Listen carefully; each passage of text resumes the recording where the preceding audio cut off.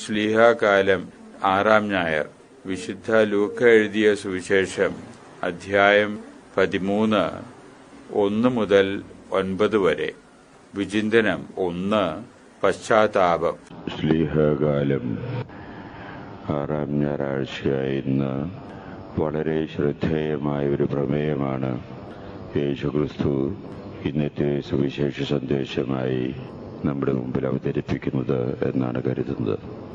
ശ്രദ്ധേയമായ സന്ദേശം വളരെ അവധാനതയോടുകൂടെ, വളരെ പ്രതിബദ്ധതയോടുകൂടെ യേശു അവതരിപ്പിക്കുന്നതായിട്ട് നമുക്ക് കാണാം.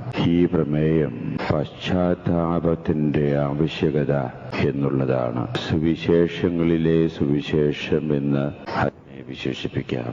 ഒരു മനുഷ്യൻ തെറ്റ് ചെയ്യുകയും അത് തെറ്റാണ് എന്ന് മനസ്സിലാക്കുകയും ചെയ്യുമ്പോൾ പശ്ചാത്തപിക്കുക എന്നുള്ളത് ക്രൈസ്തവ വീക്ഷണത്തിന്റെ അടിസ്ഥാനമാണ്. പശ്ചാത്തപിക്കാൻ ആ മനുഷ്യന് സാധിക്കുന്നില്ല എന്ന് വരികിൽ അവിടെ യേശുവിന്റെ ദർശനം ആ വ്യക്തിയിലെ ആരംഭം കുറിച്ചിട്ടില്ല എന്ന് വേണം മനസ്സിലാക്കാൻ. പക്ഷേ നമ്മുടെ സാധാരണ ജീവിതത്തെ സംബന്ധിച്ച് പശ്ചാത്താപം എന്ന വാക്ക് സാർവത്രികമായിട്ട് നാം ഉപയോഗിക്കുന്നു എന്ന് വരികിലും അർത്ഥം ശോഷിപ്പിച്ച് അർത്ഥശൂന്യമായ വിധത്തിലാണ് അത് നമ്മുടെ ജീവിതത്തിൽ ഉപയോഗിക്കുക എന്ന് സാധാരണ ഇന്ന്. ഞാൻ പറഞ്ഞില്ലേ, അത് തെറ്റ് ചെയ്തിട്ടുണ്ടെങ്കിൽ എന്നോട് ക്ഷമിക്കണമെന്ന്. ഇവിടെ പശ്ചാത്താപം ഒട്ടുമില്ല. ഞാൻ എത്ര പ്രാവശ്യം പറഞ്ഞു, പശ്ചാത്താപത്തിന്റെ കണിക പോലും അവിടെ ഇല്ല. പശ്ചാത്താപം എന്നുള്ളത് കൊണ്ട് മനസ്സിന്റെ യഥാർത്ഥത്തിലുള്ള ഒരു പരിവർത്തനമാണത്. ആത്മാർത്ഥതയോടുകൂടിയുള്ള ഒരു സ്ഥിതിവിശേഷമാണ്. അതാണ് ദൈവത്തിന്റെ മുമ്പിൽ തന്നെയല്ല, മനുഷ്യരുടെ മുമ്പിലും അർത്ഥപൂർണമാകുകയുള്ളൂ. അല്ലെങ്കിൽ അത് വെറും ഉപ്പില്ലാത്ത കറി പോലെ ഇരിക്കും. നിയമത്തിന്റെ മുമ്പിലെ വാചക കസറത്ത് നമ്മൾ കാണിച്ചു എന്നല്ലാതെ കാണിച്ച മനുഷ്യരിലെ വ്യത്യാസമൊന്നുമില്ല. അങ്ങനെ വരുമ്പോ വെറും അർത്ഥമില്ലാത്ത ജാർഗൻ എന്ന് പറയും, ജാർഗൺ ഓഫ് ദി ഡേ. അത് ജീവിതത്തെ സ്പർശിക്കില്ല, അത് ജീവിതത്തിലെ മാറ്റങ്ങൾ വരുത്തുകയില്ല. അത് മനസ്സിലാക്കിക്കൊണ്ടാണ് യേശു വളരെ വളരെ ശ്രദ്ധേയമായിട്ട്, എന്നല്ല സുവിശേഷങ്ങൾ സൂക്ഷ്മ നിരീക്ഷണം ചെയ്യുകയാണെങ്കിൽ ഇത്രയേറെ ശ്രദ്ധേയമായിട്ട് അവതരിപ്പിക്കപ്പെട്ടിട്ടുള്ള വിഷയങ്ങൾ വളരെ ഇല്ല എന്ന് കാണാം. ഇനി എങ്ങനെയാ യേശു ഈ വിഷയം അവതരിപ്പിക്കുന്നേ എന്ന് നമുക്ക് ശ്രദ്ധിക്കുക. യേശുവിന്റെ കാലഘട്ടത്തിലെ ആ നാട്ടിലെ ഉണ്ടായ 2 ദുരന്തങ്ങള് ജനങ്ങളുടെ ശ്രദ്ധയിൽ പെടുത്തിക്കൊണ്ടാണ് ഈ ശ്രദ്ധേയമായിട്ടുള്ള പ്രമേയം യേശു ഇന്ന് അവതരിപ്പിക്കുന്നത്. ഒന്ന്, പന്തിയോസ് പീലാത്തോസിന്റെ കാലത്ത് യൂദായിൽ നടന്നതാണ്. യൂദയ അന്ന് റോമൻ ചക്രവർത്തിയുടെ കീഴിലായിരുന്നു. ഇന്ത്യ ബ്രിട്ടീഷുകാർ ഭരിച്ചിരുന്ന രീതിയിൽ പോലെ തന്നെ ബ്രിട്ടീഷുകാരെ ഇന്ത്യയെ ഭരിക്കാൻ വേണ്ടി വൈസ്രോയിമാരെ നിശ്ചയിച്ച പോലെ റോമൻ ചക്രവർത്തിമാരെ യൂദയ വിശുദ്ധ നാട് ഭരിക്കാൻ വേണ്ടി ഗവർണർമാരെ നിശ്ചയിച്ചു. അങ്ങനെ റോമൻ ചക്രവർത്തിയാൽ നിയമിതനായിരിക്കുന്ന ഗവർണറായിരുന്നു യേശുവിന്റെ കാലത്ത് ഉണ്ടായിരുന്ന പന്തിയോസ് പീലാത്തോസ്. അദ്ദേഹത്തിന്റെ മനസ്സിലെ രൂപപ്പെട്ട ഒരു വൈരാഗ്യവും സ്വാതന്ത്ര്യമുള്ള ഒരു വൈകൃതമായ ചിന്തയുടെ പശ്ചാത്തലത്തിലാണ് യേശു ഇന്നത്തെ സുവിശേഷത്തിൽ ആദ്യമായിട്ട് ജനങ്ങളുടെ ശ്രദ്ധയിൽപ്പെടുത്തുന്ന ദുരന്തം സംഭവിച്ചത്. പന്തിയോസ് പീലാത്തോസിന്റെ കാലത്ത് ഭരണത്തിന്റെ ഭാഗമെന്ന നിലയിലെ ഒരു വലിയ കുടിവെള്ള പദ്ധതിക്ക് രൂപം കൊടുത്തു പന്തിയോസ് പിലാത്തോസ്. ബൃഹത്തായ പണച്ചെലവ് വേണ്ടിവരുന്നൊരു പദ്ധതിയായിരുന്നു അത്. അതിനെ പണം കണ്ടെത്താൻ വേണ്ടി പന്തിയോസ് പീലാത്തോസ് യഹൂദന്മാരുടെ നേർച്ചപ്പെട്ടിയിലെ ഭണ്ഡാരത്തിൽ നിന്ന് വരുന്ന തുക വിനിയോഗിക്കാമെന്ന് നിശ്ചയിച്ചു. യഹൂദന്മാരെ സംബന്ധിച്ചിടത്തോളം പള്ളിയിലുള്ള നേർച്ചപ്പണം മറ്റൊരു രാജാവിനോ രാജ്യത്തിനോ ചെലവഴിക്കാനുള്ളതല്ല. അത് തങ്ങളുടെ രാജാവായ യഹോവയ്ക്ക് ഉള്ള പണമാണ് എന്നായിരുന്നു അവരുടെ ചിന്ത. ശക്തവും വ്യക്തവുമായിട്ടുള്ള ചിന്തയായിരുന്നു യഹൂദന്മാർക്ക്. അതുകൊണ്ട് നേർച്ചപ്പണം രാജ്യത്തിന്റെ ഈ തരം പദ്ധതികൾക്ക് വേണ്ടി വിനിയോഗിക്കുന്നത് തെറ്റാണ് നിലപാടായിരുന്നു യഹൂദന്മാരുടേത്. അത് ദൈവത്തിന്റെ പണമാണ്, അത് സീസറിന് കൊടുക്കാനുള്ളതല്ല, അത് യഹോവയ്ക്ക് മതപരമായ കാര്യങ്ങളിലേക്ക് വിനിയോഗിക്കപ്പെടാൻ വേണ്ടിയുള്ള പണമാണ് എന്നതായിരുന്നു അവരുടെ ഉറച്ച നിലപാട്. ഏതായാലും യഹൂദന്മാരുടെ നിന്ന് എതിർപ്പുകൾ ഉണ്ടാകുമെന്ന് കൗശലശാലിയായ പന്തിയോസ് പീലാത്തോസിന് മനസ്സിലാക്കാൻ വിഷമമുണ്ടായില്ല. എന്നാൽ പന്തിയോസ് പീലാത്തോസ് കുതന്ത്രം സൃഷ്ടിച്ച് യഹൂദന്മാര് പ്രാർത്ഥന നടത്തിയിരുന്ന വേളയിലെ യഹൂദന്മാരുടെ ഭൂഷണങ്ങളൊക്കെ അറിഞ്ഞ് റോമൻ പടയാളികളെ യഹൂദന്മാരാണ് എന്ന് പ്രത്യക്ഷത്തിൽ തോന്നത്തക്ക വിധത്തിലുള്ള വേഷഭൂഷാദികളും കൂടെ അവരുടെ പ്രാർത്ഥന നടത്തിയിരുന്ന ആ ഹാളിലേക്ക് പറഞ്ഞു വിട്ടു. പന്തിയോസ് പീലാത്തോസിന്റെ കുതന്ത്രമായിരുന്നു അതിന്റെ പുറകിലെ. അപ്പോ പ്രാർത്ഥിച്ചുകൊണ്ടിരുന്ന യഹൂദന്മാരെ പെട്ടെന്ന് ആക്രമിച്ച് അവരെ കൊലപ്പെടുത്തുക എന്നുള്ളതായിരുന്നു അതിന്റെ ഉദ്ദേശം. കാര്യം പ്രാവർത്തികമായി. അങ്ങനെ പ്രാവർത്തികമായപ്പോ പ്രാർത്ഥനാനിരതമായിരുന്ന യഹൂദന്മാര് പലരും കുത്തേറ്റ് മരിക്കാനിട വന്നു. ഇതാണ് ആദ്യത്തെ ദുരന്തം.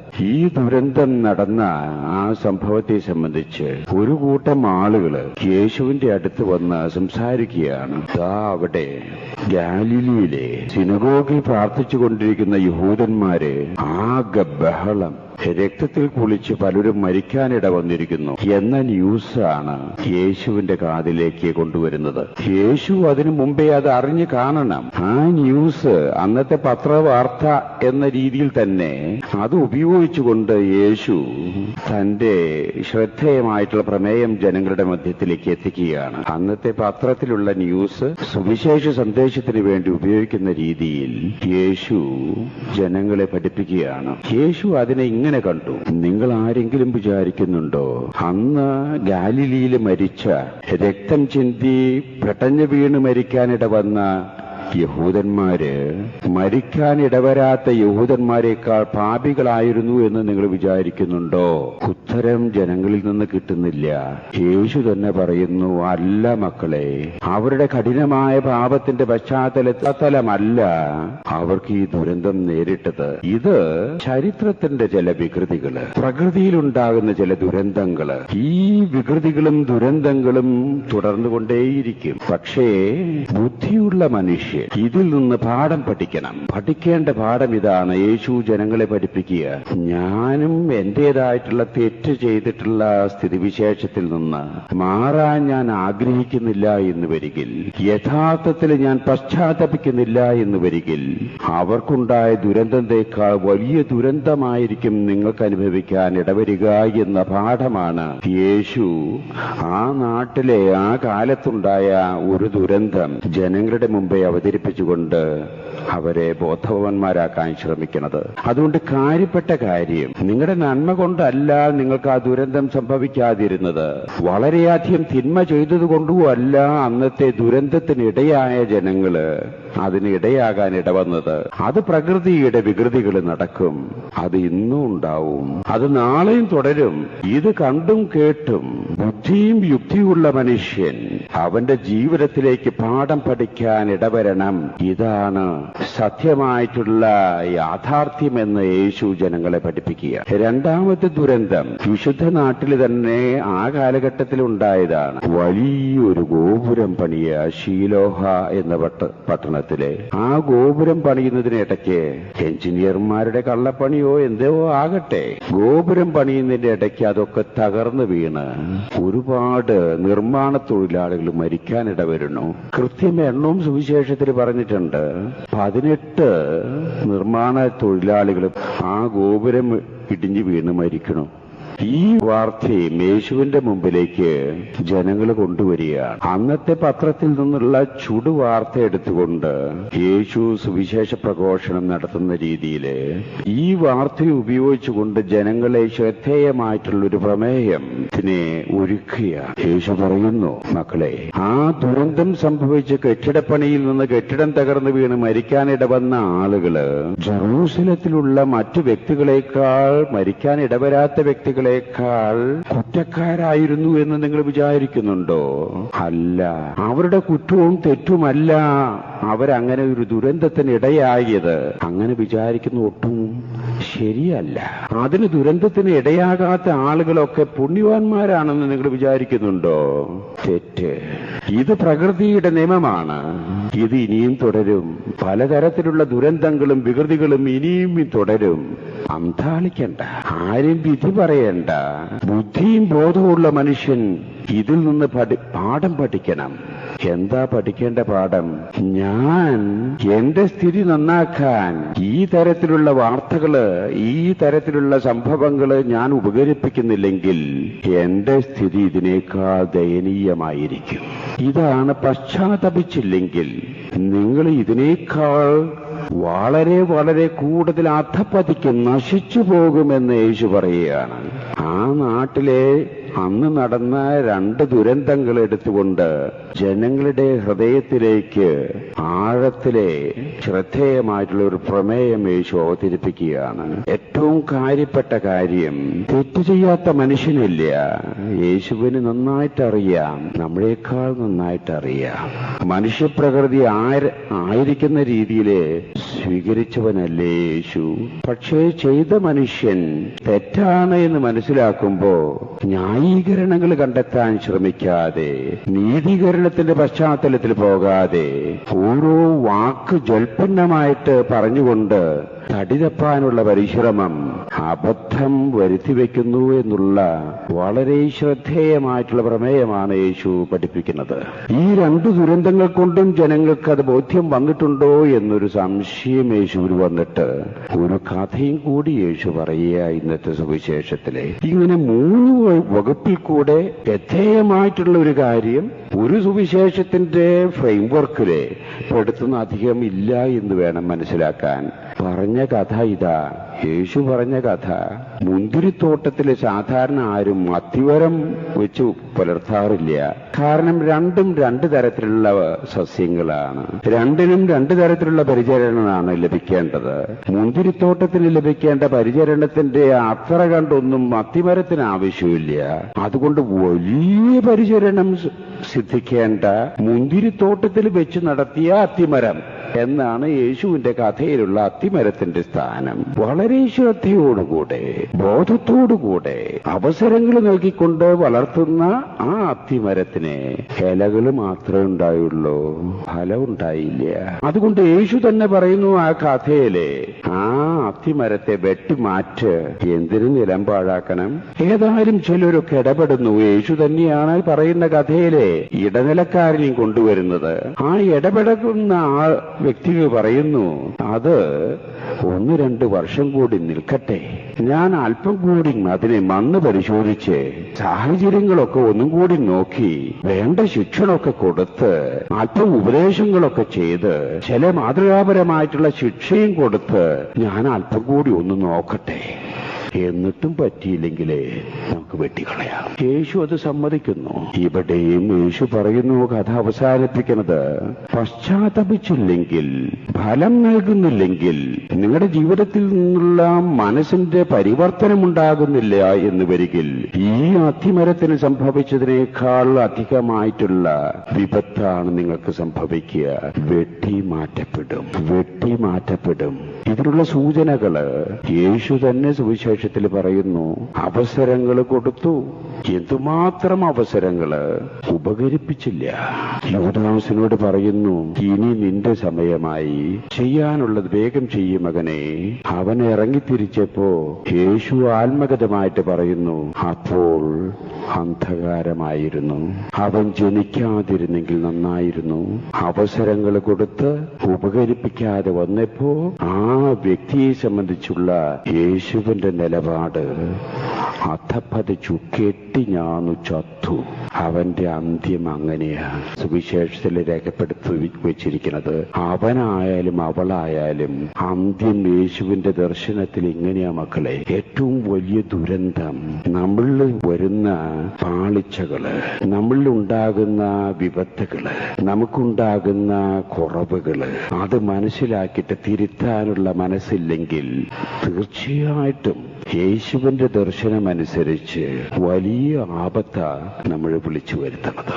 എന്റെ മനസ്സിലെ ചിന്ത ഇതാണ്, ഭാഷയിലെ ഏറ്റവും അത്ഭുതകരമായിട്ടുള്ള സിദ്ധികളുള്ള പദം ഏതാണ് എന്ന് ചോദിച്ചാൽ ഞാൻ പറയും, അത് ഇംഗ്ലീഷ് ഭാഷയിൽ പറയുകയാണെങ്കിൽ ഏറ്റവും അത്ഭുത സിദ്ധിയുള്ള ഒരു 1-2 പദം ഏതാണെന്ന് ചോദിച്ചാൽ എന്റെ മനസ്സിലേക്ക് കടന്നു വരുന്ന ചിന്ത ഐ ആം സോറി എന്ന് പറയുന്ന ആ പദങ്ങളാണ്. ആത്മാർത്ഥതയോടുകൂടെ ഒരു വ്യക്തി മറ്റൊരു വ്യക്തിയോടോ വ്യക്തികളോടോ ഐ ആം സോറി എന്ന് ഇംഗ്ലീഷ് ഭാഷയിലാണ് ഐ ആം സോറി. മലയാളത്തിലെ യഥാർത്ഥത്തിൽ ഞാൻ ദുഃഖിക്കുന്നു എന്ന് പറയാൻ സാധിക്കുന്ന ആ പദത്തിന് അത്ഭുതങ്ങൾ സൃഷ്ടിക്കാൻ സാധിക്കും. യഥാർത്ഥത്തിൽ അത്ഭുതങ്ങൾ സൃഷ്ടിക്കാൻ സാധിക്കും. ഒന്ന് പരീക്ഷിച്ചു നോക്ക്. എത്രയെങ്കിലും ശക്തമായിട്ടുള്ള എതിർപ്പുകൾ ഉണ്ടാകട്ടെ, പിരിമുറുക്കങ്ങൾ ഉണ്ടാകട്ടെ, വ്യക്തികളും സമൂഹത്തിലും ആകട്ടെ, പക്ഷേ ഈ പിരിമുറുക്കങ്ങളൊക്കെ വളരെ വളരെ മലര് പോലെ അങ്ങോട്ട് ഉരുക്കിപ്പോകുന്ന, അങ്ങോട്ട് പുഷ്പം പോലെ പോകുന്നതായിട്ട് നമുക്ക് കാണാൻ സാധിക്കും. എങ്ങനെയാണെങ്കിൽ ആത്മാർത്ഥതയോടുകൂടെ ഞാൻ യഥാർത്ഥത്തിൽ ദുഃഖിക്കുന്നു അങ്ങനെ ഉണ്ടായ ഒരു സംഭവത്തിലെ എന്ന വാക്ക് ആത്മാവിന്റെ അംശത്തോടു കൂടി പറയുകയാണ് എന്ന് വരികിൽ അവിടെ പിരിമുറുക്കം അവിടെയില്ല. എല്ലാം ശാന്തമാണ്, എല്ലാം സുഗമമാണ്. പക്ഷേ ഇവിടെ ആത്മാർത്ഥതയുടെ ആത്മനാംശം ഇല്ലാതെ ഈ വാക്ക് നമ്മൾ പറയുന്നു എന്ന് വിചാരിക്കേ, ഒന്നും നടക്കില്ല. അവിടെ പിരിമുറുക്കം കൂടുള്ളൂ, അവിടെ അതൃപ്തി കൂടുള്ളൂ. വാക്കുകളൊക്കെ നമ്മൾ പറഞ്ഞു ഐ ആം സോറി, ഞാൻ പറഞ്ഞില്ലേ സോറി എന്ന്. അവിടെ ആത്മാംശമില്ല, അവിടെ ജീവാംശമില്ല, ഉപ്പില്ല. അതുകൊണ്ട് എന്തുണ്ടാകുന്നു? പിരിമുറുക്കം കൂടുന്നു. നമ്മൾ എന്ത് വിചാരിക്കുന്നു? പറയുന്ന ആള് ഞാൻ സോറി പറഞ്ഞില്ലേ, ഒരു വസ്തു അവിടെ നടക്കുന്നില്ല. ദൈവത്തിന്റെ മുമ്പിൽ നടക്കുന്നില്ല, മനുഷ്യരുടെ മുമ്പിൽ നടക്കുന്നില്ല.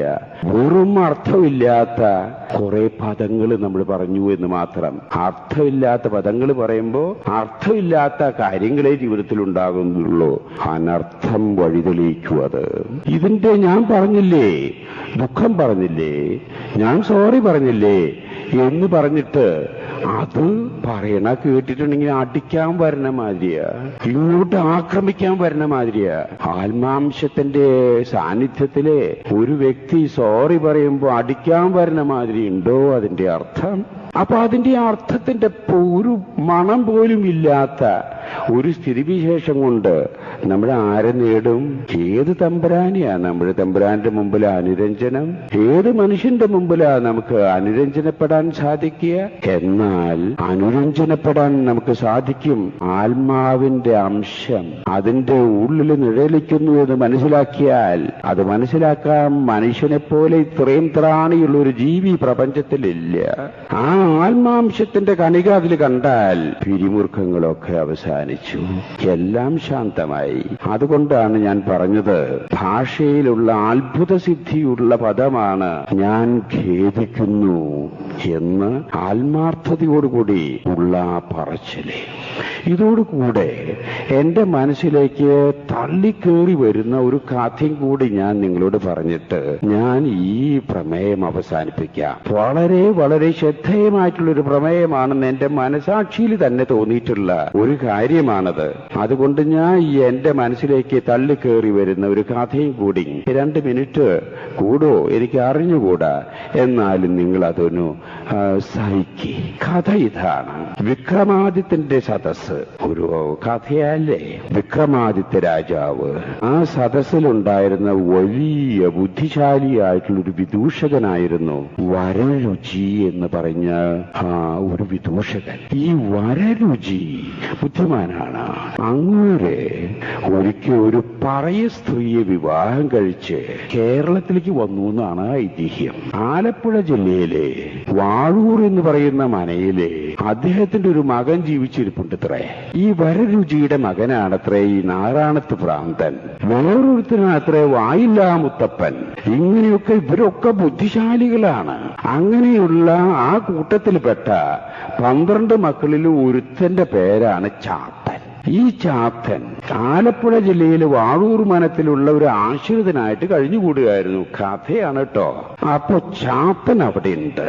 മനയിലുള്ള ഒരു നമ്പൂരി മനവാസികളിൽപ്പെട്ട ഒരു സ്ത്രീയെ മാനഭംഗപ്പെടുത്തി പീഡിപ്പിച്ചു. നാട്ടുകാരറിഞ്ഞു, എല്ലാവരും അറിഞ്ഞു, മനവാസികളും അറിഞ്ഞു. ഇവളാകെ വിഷമിച്ച് കരഞ്ഞു നടക്കല്ലേ പാവപ്പെട്ടൊരു സ്ത്രീ. അതുകൊണ്ട് ഈ നമ്പൂരിക്ക് മനസ്സിൽ തോന്നി, ഹൈ ശരിയായില്ല. അതുകൊണ്ട് ഉടനെ തന്നെ പശ്ചാത്താപം, അതിന് പ്രായശ്ചിത്തം ഏറ്റെടുക്കാം എന്ന് വിചാരിച്ച് തീർത്ഥാടനത്തിന് വേണ്ടി പോയി. നമ്പൂരി തീർത്ഥാടനത്തിന് വേണ്ടി പോകുമ്പോ ജോലിക്കാരനായിട്ടുള്ള ചാത്തനെയും കൂടി കൂട്ടിന് വിളിച്ചു. തീർത്ഥാടനം പുണ്യ നദികളിലൊക്കെ പോയി സ്നാനം പെടുക, അതിലൊക്കെ സ്നാനം കുളിക്കുക. അപ്പോ പാപത്തിന് മോചനം കിട്ടി. ഇതാണല്ലോ അതിന്റെ ചിന്ത. അങ്ങനെ തീർത്ഥാടനത്തിന് വേണ്ടി നമ്പൂരി പോയി. അങ്ങനെ ഓരോ പുണ്യനദിയും ഗംഗയിൽ ചെന്നു. എന്തുമാത്രം കുളിച്ചത്. അങ്ങനെ കുളിച്ച് അങ്ങനെ ആ പാപക്കറകളൊക്കെ അങ്ങോട്ട് മാറി. അപ്പോ ഈ ചാത്തൻ പോകുമ്പോ, നമ്പൂരിയുടെ കൂടെ പോകുമ്പോ ഒരു കയ്പയ്ക്ക ചാത്തന്റെ കയ്യിലെടുത്തു. നമ്പൂരി അത് കണ്ടു. നമ്പൂരി വിചാരിച്ചു ചാത്തൻ എന്തെങ്കിലും വേലത്തരം ഉണ്ടാവും. എന്താണെന്നൊന്നും ചോദിച്ചാൽ ചാത്തൻ പറയില്ല. പറഞ്ഞാൽ തന്നെ അത് എന്തെങ്കിലും ഒരു ഇറങ്കോണത്തര പറയുള്ളൂ. അതുകൊണ്ട് ഒന്നും മിണ്ടാൻ പോയില്ല. ചാത്തന്റെ കയ്യിൽ ഒരു കയ്പയ്ക്ക ഉണ്ടായി. അങ്ങനെ ഇവര് ഓരോ നദിയിൽ പോയി. നമ്പൂരി അതില് സ്നാനപ്പെടും, പുണ്യം കിട്ടാൻ, പാപം കഴുകി കളയാൻ. അങ്ങനെ നമ്പൂരി ഈ നദിയിലെ അങ്ങനെ പുണ്യപ്പെട്ടുന്ന സ്നാനത്തിൽ അങ്ങോട്ട് ഇറങ്ങുമ്പോ ചാത്തന്റെ കയ്യിലുള്ള കയ്പയ്ക്കയും ആ നദിയിലെ വെള്ളത്തിൽ ഒന്നാ മുക്കും. വീണ്ടും അവിടുന്ന് പോവും. വീണ്ടും നദികളിലൊക്കെ പോകുമ്പോ നമ്പൂരി മുങ്ങണ എല്ലാ നദിയിലും ഈ കയ്പയ്ക്ക ഒന്നാ മുക്കും. തീർത്ഥാടനമൊക്കെ കഴിഞ്ഞു. നമ്പൂരിയും ചാത്തനും ഇല്ലത്തിൽ തിരിച്ചെത്തി. അന്ന് ഉച്ചയ്ക്കുള്ള ഭക്ഷണത്തിന് വേണ്ടി ഈ ചാത്തൻ ആ കൊണ്ടുപോയ കയ്പയ്ക്ക കഷ്ണിച്ച് ആ പാചകക്കാർക്ക് കൊടുത്തു. അങ്ങനെ വേറെയും കയ്പയ്ക്കൊക്കെ ഉണ്ടാവുമായിരിക്കും. അങ്ങനെ അതൊക്കെ കറി വെച്ച് ഈ നമ്പൂരിക്ക് പാപമൊക്കെ കഴുകിക്കളഞ്ഞ് ശുദ്ധി വരുത്തിയിട്ടുള്ള നമ്പൂതിരി അങ്ങനെ ഉച്ചഭക്ഷണത്തിന് ഇരിക്കുക. അങ്ങനെ ഇരിക്കുമ്പോ ഉണ്ട് ഈ കയ്പയ്ക്കയുടെ കയ്പ് നമ്പൂരിക്ക് ഇഷ്ടായില്ല. എന്തോടോ താൻ ഈ ഒപ്പിച്ചത്, ആകെ കയ്ക്കണോ, ചൂവായില്ലല്ലോ ഭക്ഷണം. ചാത്തൻ പറഞ്ഞു, ഹൈ അങ്ങനെ വരാൻ വഴിയില്ലല്ലോ. നമ്പൂരി ചെയ്ത പാപങ്ങളൊക്കെ മോചനം കിട്ടാൻ വേണ്ടിയിട്ടല്ലേ ഇപ്പോ നദിയിൽ പോയിട്ട് കുളിച്ചത്. ആ കുളിച്ച മതിയിലൊക്കെ ഞാനും ഈ കയ്പയ്ക്ക മുക്കിണ്ടായിരുന്നു. അപ്പൊ മുക്കിയപ്പോ നമ്പൂരിക്ക് ശുദ്ധി വന്നിട്ടുണ്ടെങ്കിലേ ഈ കയ്പയ്ക്കും ശുദ്ധി വന്നു കാണും. അതിന്റെ കയ്പ രസമൊക്കെ പോയിണ്ടാവും എന്ന് ഞാനും അങ്ങോട്ട് നിരീക്ഷിച്ചു. അങ്ങനെ ഇപ്പൊ കയ്പ പോയിട്ടില്ലേ. ഹൈ അങ്ങനെ വരാൻ വഴിയില്ലല്ലോ. അങ്ങനെയാണെങ്കിൽ നമ്പൂരിയുടെ പാപം പോയി കാണുമോ? ചാത്തൻ ഒരു കൊണശം അവിടെ അങ്ങോട്ട് പറഞ്ഞു. നമ്പൂരിക്ക് ഉടനെ മനസ്സിലായി, ഇവൻ കണ്ടോ മാതിരിയൊന്നുമല്ലല്ലോ, ഈ കുളിച്ചോണ്ടൊന്നും സാധനം പോയിട്ടില്ലല്ലോ. എന്റെ മനസ്സിന്റെ ഉള്ളിലുള്ള കുറ്റബോധം എപ്പോഴും കെടുക്കുകയാണല്ലോ. ഞാൻ അവളോട് ചെയ്തതുള്ള അനീതിക്ക് തെറ്റൊന്നും പരിഹാരമൊന്നും ആയില്ലല്ലോ. നമ്പൂരി അപ്പോഴാണ് യഥാർത്ഥത്തിൽ ചിന്തിക്കണേ. ചാത്തനെ വിളിച്ചു, ഇട്ട് വരിക, ഇനി ഞാൻ എന്താ ചെയ്യണ്ടേ? ചാത്തൻ പറഞ്ഞു, യഥാർത്ഥത്തിലെ നമ്പൂരി ചെയ്തത് തെറ്റാണെന്നുള്ള ബോധ്യം നമ്പൂരിക്കുണ്ടെങ്കിലേ മനസ്തപിക്കണം. ആ കുളിച്ചോണ്ടൊന്നും പോവില്ല നമ്പൂരി. പേരിനുള്ളൊരു കുമ്പസാരം നടത്തിയോണ്ടൊന്നും പോവില്ല. ഹേയ് 3 കൊന്ത ഉരുട്ടിയോണ്ടൊന്നും പോവില്ലത്. ഹേയ് നീണ്ട പ്രാർത്ഥനകളോ ആരാധന നടത്തിയാലോ പോവില്ലത്. വൃദ്ധാപത്ത വിചാരം. ചാത്തൻ ആരാധനയെ പറ്റിയിട്ടൊന്നും പറഞ്ഞില്ല കേട്ടോ, ചാത്തൻ കുളിയെ പറ്റിയിട്ട് പറഞ്ഞു. എന്നിട്ടിപ്പോ എന്താ ചെയ്യാ നീ ചാത്ത? നമ്പൂരി ചോദിച്ചു. ശരിക്കുള്ള മനസ്താപം, പശ്ചാത്താപം നമ്പൂരിക്ക് തോന്നുന്നുണ്ടെങ്കിൽ ഞാനൊരു വിദ്യ പറയാം, കേക്കട്ടെ? നമ്പൂരി വിഷമിപ്പിച്ച ആ സ്ത്രീ ഉണ്ടല്ലോ, ആ സ്ത്രീയുടെ ഒരു പ്രതിമ വലിയ സ്വർണത്തിലൊന്നും ഉണ്ടാക്കണ്ട നമ്പൂരി, ഇരുമ്പ് കൊണ്ടാ ഉണ്ടാക്കുക. ഞാൻ കൊല്ലനെ കൊണ്ടുവരാം. ഇരുമ്പ് കൊണ്ട് ആ സ്ത്രീയുടെ ഒരു പ്രതിമ ഉണ്ടാക്കുക. അങ്ങോട്ട് ചുട്ടങ്ങോട്ട് പഠിപ്പിക്കുക, അങ്ങോട്ട് ബന്ധങ്ങോട്ട് പൊള്ളട്ടെ. ആ ഇരുമ്പിന്റെ പ്രതിമ അങ്ങോട്ട് ചുട്ട പൊള്ളട്ടെ. അങ്ങനെ പൊള്ളി നിൽക്കണ നേരത്ത് നമ്പൂരി ആ പ്രതിമയെ ഒന്ന് ആലിംഗനം അങ്ങോട്ട് ചെയ്യേ. അപ്പ മനസ്സിലാവും ശരിക്ക് ചെയ്തത് ഉള്ളിൽ തട്ടിയിട്ടുള്ള മനസ്താപാണെന്ന്. അപ്പോഴാണ് നമ്പൂതിരിക്ക് യാഥാർത്ഥ്യബോധം മനസ്സിൽ പൊങ്ങി വരുന്നത്. നമ്മുടെ പശ്ചാത്താപം ആത്മാർത്ഥതയോടുകൂടി ഉള്ളതാണെങ്കിൽ മാത്രമേ ദൈവത്തിന്റെയും മനുഷ്യരുടെയും മുമ്പിൽ അതിന് വിലയുണ്ടാകുള്ളൂ, നമുക്ക് മനഃശാന്തി നൽകുകയുള്ളൂ എന്ന സത്യം ഈ ഉദാഹരണത്തിൽ നിന്ന്, ഈ കഥയിൽ നിന്ന് നമുക്ക് ഗ്രഹിച്ച് ജീവിക്കാൻ നമുക്ക് ശ്രമിക്കാം.